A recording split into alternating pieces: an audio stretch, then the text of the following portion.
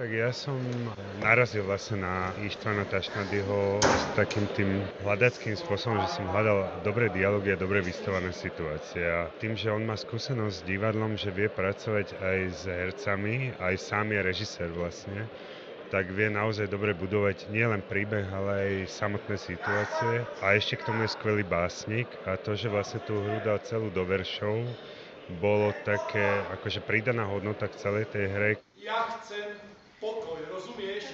Nie tvoje rozorvané bosky. Ja chcem tu ticho sedieť na kraji tejto dosky. Hľadal som nejakú formu, ktorou by som tému mohol pozdvihnúť. Humor spočíva práve v tom, že v hre majú postavy, teda jednoduchí ľudia na dedine, túto špecifickú formu vyjadrovania sa vo verši. Je to podobné, ako keby ste pozerali na Moliéra v súčasnosti, kde všetky dramatické postavy vedia veľmi presne vyjadriť vo verši to, čo ich trápi.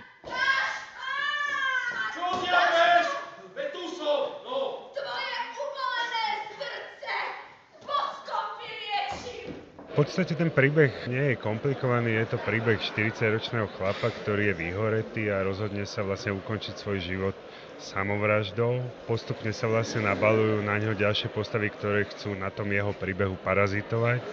Média, starosta so svojimi problémami obce a nejaká popová spevačka, ktorá si chce zvýšiť sledovanosť na Instagrame. Tá postava vlastne od tých ostatných sa v ničom v podstate nelíši, lebo tam je každý svojím spôsobom hyena, ktorá sa chce vlastne priživiť na nešťastie toho druhého. Tá inscenácia mapuje vzťah ľudí v strednom veku, ktorí spolu nedokážu poriadne komunikovať. A myslím si, že to je základ toho, z čoho vznikajú potom komplikácie a problémy. V každom prípade to uvedomenie si v jednotlivých situáciách, to, ako ľudia zvykneme zlyhávať, tak to človek tam precíti naplno. Teraz je vlastne veľmi dôležité, aby tie postavy vyzerali uveriteľne, aby boli autentické v tých dramatických situáciách a pritom hovorili tým barokovým veršom. Nemaj predo mnou ostrík, vážne nie, som síce slávny, ale aj to raz spominie. 6 strán veršovaného textu, kde sa vlastne nedá príliš improvizovať, kde musíte presne dodržať každý verš od slova do slova. Ani kolegovi nemôžete povedať niečo iné, pretože on na to zase má verš. Takže bolo to teda veľmi ťažké. Celý príbeh sa točí okolo latríny. Je to odkaz na text veľmi známeho maďarského klasického dramatika Istvána Örkeňa, ktorý sa volá Tótovci. Tam sa pomerne veľká časť príbehu odohráva na latríne. Latrína je poňatá ako miesto, kde sa dá utiecť pred problémami, kde vám dá každý pokoj. Gašpar, prečo si nás tu nechal samých? Som sa bál, že či to utiahne tá laterína na tom javisku, že sa to celé točí okolo tej lateríny, ale nakoniec sa ukázalo, myslím, že to funguje, že ten priestor vlastne vôbec nikomu nepripadá, že by to bolo na malej ploche.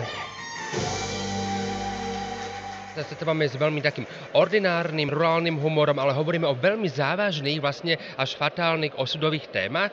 Takže tá hra tým, že parafrázuje veľmi slávnu hru Nikolaja Erdmanna Samovrah, a je to vlastne taká maďarská parafráza, tak vlastne naozaj hovorí o tom, čo je človek schopný urobiť, kam je vlastne schopný doviesť mu nejaký karierizmus, alebo nejaké pozlátko, alebo čokoľvek, nejaká vidina niečoho lepšieho. Hlavnou témou toho príbehu je, že zisťujeme, že akú cenu má ľudský život, že kto je ochotný koľko za ten život zaplatiť a čo je vlastne hlavnou podstatou toho života, že tá chuť žiť vzniká niekde úplne inde ako z nejakých materiálnych hodnôt.